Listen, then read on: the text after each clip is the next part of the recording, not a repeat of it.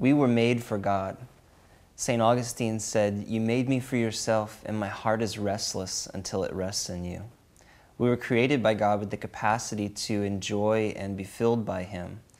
But in creating the physical world and our bodies, and calling that creation very good in Genesis, God created us with the capacity to receive and be filled and be satisfied by created things as well. Now, we might describe the desire for God as being of a different kind, of a higher order, or perhaps infinitely larger.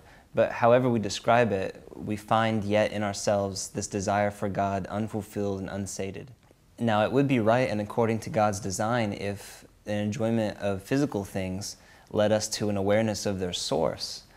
But too often we find ourselves in the place of having divorced the enjoyment of these created things from an acknowledgement of their Creator.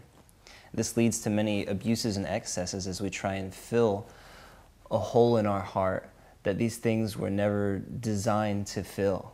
It's like the game that children play with the blocks and that they have to go in a certain hole, and we're trying to force that round thing into that triangle-shaped hole, and it's never going to work. It's never going to fit. So as I mentioned, when we use these created things to satisfy our longing, not only do they fail us, but they also have the curious effect of medicating us, of numbing us, of treating the symptoms but not the underlying condition.